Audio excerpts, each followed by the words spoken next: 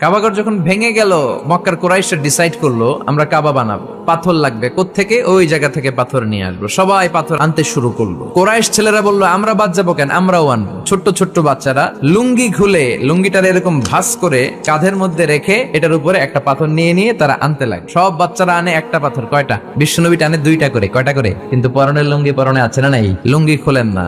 বিশ্বনবীর চাচা আবু তালেব বলল, মুহাম্মদ তুমি ছোট্ট মানুষ, তোমার বয়সের ছেলেরা পাথর টানে একটা, তুমি টানো দুইটা।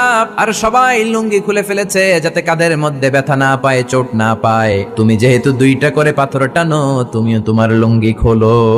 খোলো, লুঙ্গি খুলে রাখো। ছোট্ট মানুষ, কি হয়েছে? খোলো না একটু। ও চাচা, আমার শরম লাগে। কি লাগে? আমি খুলবো না। আবু তালেব ছাড়ার পাত্র না। না রে ভাতিজা, ছোট্ট মানুষ, তুই বুঝোস না, তোর কষ্ট হয়। বিশ্বনবী কয় কষ্ট হয়, তারপরেও খুলবো। 5 বছর হালিমার বাড়িতে ছিলেন। হালিমা দুধ খাওয়ালো। হালিমা বলল, মোহাম্মদ রে দুধ খাওয়াতে নিলাম, কিন্তু আজীব তামাশা, আমার ডান স্তনের দুধটা খায়, বাম স্তনের দুধ তো খাওয়াতে পারি না।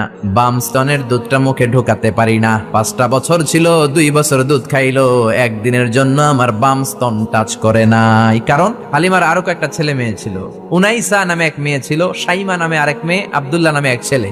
এরাও দুধের বাচ্চা ছিল। বিশ্বনবী যদি একাই 2 স্তনের দুধ সাবার করে ফেলেন, তাহলে দুধ ভাই বোনরা খাবে কি? 2 বছর বাচ্চা মোহাম্মদ ইনসাফ প্রতিষ্ঠা করেছেন। কোন ঠিক কিনা?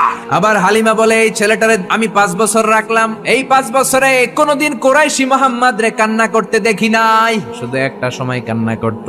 এই ছেলেটা ক্ষুধার অভাবে কাঁদে নাই, ব্যথা পেলে কোনদিন মোহাম্মদ কাঁদে নাই। শুধু লজ্জাস্থানের জায়গা থেকে কাপড়টা একটু সরে গেলে শিশু মোহাম্মদ কেঁদে উঠত।